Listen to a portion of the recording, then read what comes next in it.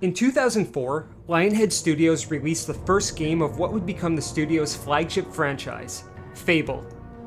Taking place in the fictional nation of Albion, Fable is a fantasy RPG which, in contrast to its legitimately serious main story, had a very Monty Python-esque sense of humor.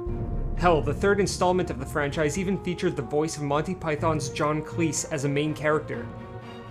In many ways, Albion was heavily based on and lovingly parodied the UK.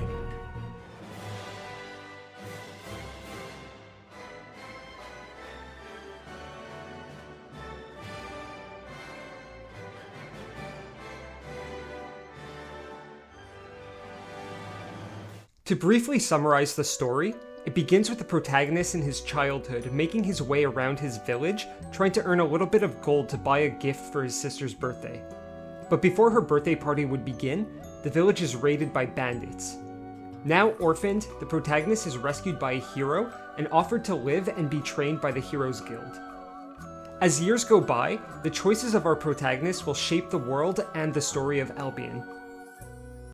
By the standards of the time, Fable offered some pretty revolutionary features, primarily its morphing and morality systems, which caused the protagonist's appearance to change based on various factors, such as moral alignment, age, strength and skills, food consumption, and battle scars. Your deeds and appearance would influence how NPCs will perceive and interact with you. Growing up, few games engrossed me as much as Fable, and to be completely honest, I may have replayed Fable more than any other game. I've completed good, evil, and neutral playthroughs. I've done challenge playthroughs such as maxing out every skill and attribute before touching the story. And I, as a completionist, have certainly collected every single weapon, outfit, and purchasable property available. That being said, as Fable originally released in 2004 on the original Xbox, achievements were not yet a thing, so I had nothing to show for my efforts in this game. Something else that didn't exist in the early aughts was DLC, or even post-launch updates. So a year after Fable's initial launch, an updated version called Fable: The Lost Chapters released. As but a mere child without any cheddar of my own to purchase a new version of a game I already owned, I unfortunately did not manage to play The Lost Chapters until Fable Anniversary, a remastered version released in 2014. Now, since I've started making videos, I thought it would be fun to take a trip down the nostalgia hole and return to one of my favorite games nearly 2 decades after its initial launch to see how it holds up today. And as an added bonus, I noticed that DLC had been released for Fable Anniversary, so I grabbed that to do a full review of Fable in 2023. Right off the top, the graphical improvements went a long way to making this game not look so dated. Fable has a very distinctly stylized aesthetic, so the added detail to the environments, weapons, and armors helped give everything a bit more life and character. Everything except for some of the character faces, that is.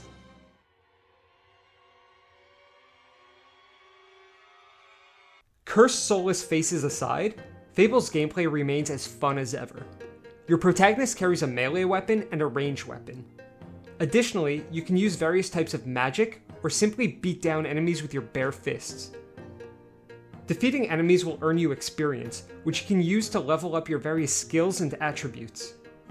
In addition to general experience, which can be used to level up anything, you'll also earn experience associated with whichever method you used in combat, whether that be physical, ranged, or magic. As you level up these attributes, you'll notice your character begin to beef up. I'm looking totally ripped. Beefcake! Beefcake! And surge with a magical glow. Increasing your guile will make you more stealthy and allow you to steal items and pick locks. Melee weapons are either light or heavy. In contrast to light weapons, heavy weapons are slower to swing, but typically do much more damage than their lightweight counterparts. Similarly, there are 2 types of ranged weapons, longbows and crossbows. The former being quicker to reload, the latter being more powerful.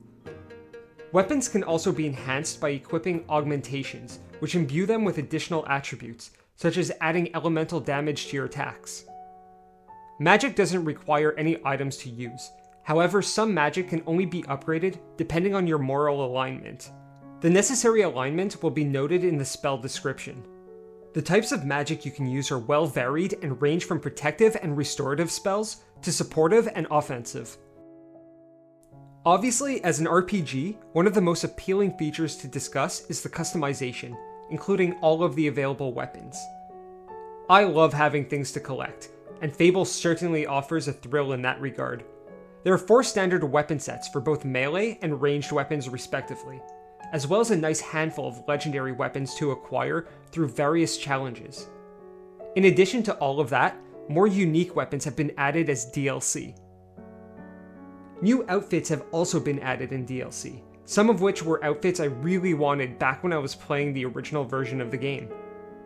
Each outfit piece contributes points towards several attributes, including armor rating, attractiveness, scariness, and alignment. All of these attributes are fairly straightforward, except for scariness, so to put it simply, at max scariness, NPCs will run away from you in fear. At the far end on the opposite side, NPCs will laugh at you, so depending on your goals, you'll want to balance this stat out accordingly. Aside from your weapon and outfit options, there are a few other ways to customize your characters: haircuts, tattoos, and titles. You can style your hair and beard respectively, and even apply tattoos to just about every part of your body. Haircuts and tattoos contribute to your attractiveness and scariness meter, which are mainly important if you want NPCs to like you, or if you decide to marry. And as an interesting piece of trivia, if you decide to marry the mayor of Bowerstone, Lady Grey, she particularly likes the fire monkey tattoo. Titles can be purchased from title vendors, and will determine how NPCs refer to you. However, there are 2 unique titles, Paladin and Necromancer, that can be earned from the Temple of Avo and the Temple of Scorn respectively. With all of these various ways to customize your character, the obvious question is, how do we earn currency in Fable? Well, of course there are quests, some of which offer good or evil variants, each differing in their payouts. Oftentimes you'll also have the ability to boast before a quest. This allows you to take on additional challenges, such as doing the quest naked or taking no damage, and so on. Successfully completing boasts will net you a larger reward at the end of the quest. Another option for earning gold is buying and selling various goods between traders, or playing some of the mini-games, such as various pub games, participating in a fight club, You do not talk about Fight Club, or chicken kicking in Oakvale. But personally, I go full BlackRock and purchase every single property in Albion and leech off the rent. For each property you own, you'll get 1 bag of gold per in-game day, with a maximum of 3 bags to be picked up at any given time. So you can simply sleep for 3 days, run around each town to pick up your rent, rinse and repeat. To purchase a property, it must have first been abandoned by its former owner. You can either get the owner to follow you out of town to make the property available to purchase, or you can more simply decimate the town's population. Of course you'll have to deal with the lawman. You betray the law! But after a few in-game days, your atrocities are forgotten like a fart in the wind. During this playthrough, I decided not to purchase anything until the post-game. I only played with the items I was able to find in the world. But once I reached the post-game, I started purchasing property, so once the gold started flowing in, I managed to very quickly purchase all the remaining outfits and weapons. But there's some pretty decent equipment you could find without spending any gold. The vast majority of legendary weapons are hidden in silver key chests or behind demon doors. Hidden across Albion, you'll be able to find silver keys. These will be used to open the silver key chests, each requiring a certain amount of keys to open. Demon doors will open up typically after solving some sort of a riddle. Some additional features in Fable that make it stand out, however less consequential, include the effects of food and drink. Consuming certain foods will increase or decrease your weight. Emotes in Fable are for more than just show. You can learn new emotes in accordance with your moral alignment, as well as increasing your renown. And using emotes will actually increase or decrease your rapport with NPCs, and even get them to love or hate you. Hey. I'm afraid this woman is taken. Hey, or is it hot here? As I've mentioned, you can even get married. And to more than one NPC if you can keep them from finding out about each other. And if you so much as look at another woman before then, I shall have her pretty head chopped off. Finally, I want to talk about the world of Fable. Each area in the game has its own distinct style and personality, and is complemented by awesome background music. I sometimes find myself listening to the Fable soundtrack while working. Some of the cutscenes are shown like a storybook being read by a narrator. These cutscenes tend to have an epic weightiness to their music, while most of the towns have a lighter, more whimsical feel to their music. There's a nice variety of enemy types too, each with several variants that range in difficulty. These types include wasps, bandits, hobs, trolls, balverines, the undead, and in the late game, minions. Minions serve the game's antagonist and one of my all-time favorite villain designs, Jack of Blades. All of the original characters in Fable have their own distinct outfits, which I used to wish were available to my own character, and now they finally are through the Fable Anniversary DLC. However, despite being pleased with some of the equipment made available in the DLC, I have some critiques of it as a whole. First is the method of acquiring all of the new equipment. Rather than implementing some sort of challenge or new hidden chest to find, they're simply purchased from various shops and traders across Albion. It would have been really cool if they had added a new arena mode where you can earn these items. Furthermore, the equipment is not particularly good compared to other equipment attainable in the base game. The only advantage would be if you were purchasing these items in the early game, when it would be prohibitively expensive to do so. And aside from the armor sets from the unique characters, some of the new outfits are just hideous.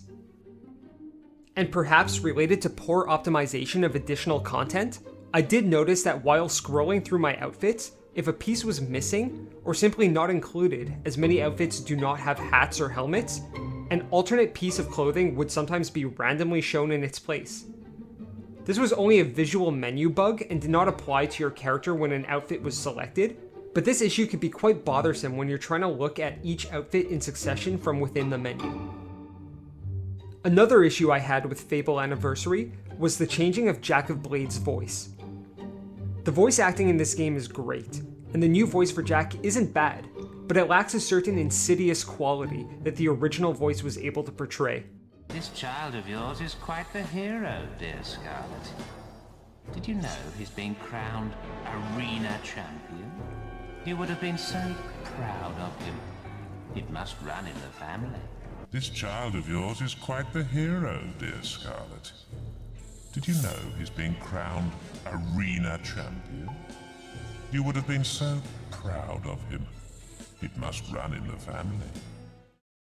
And finally, if you're playing on PC, turn off VSync.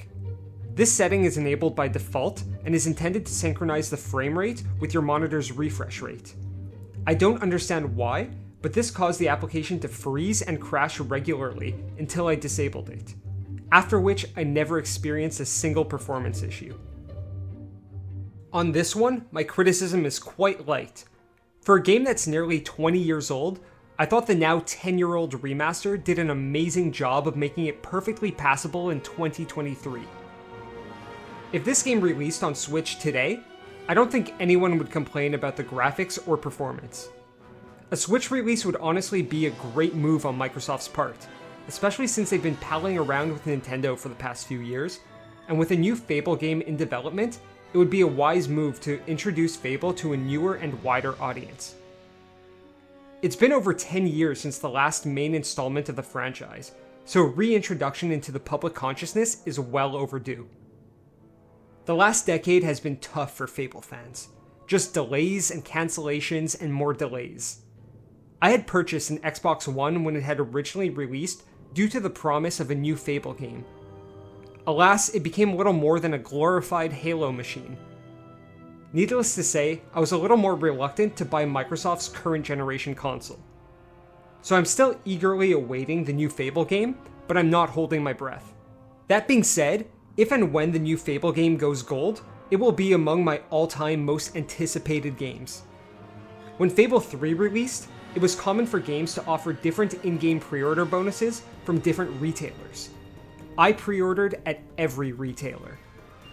Thankfully, that trend seems to have died, but my dedication to this franchise is still very much alive, and my excitement freshly invigorated after playing Fable Anniversary.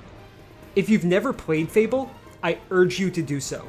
Returning to Albion after such a long hiatus was such a breath of fresh air, as it doesn't take itself too seriously to include a sense of humor that other similar RPGs would shy away from. It strikes a great balance of serious storytelling and lighthearted humor.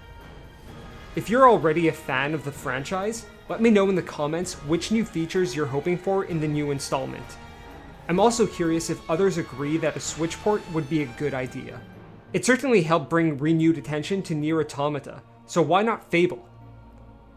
If you've made it to the end of the video, please consider liking and subscribing.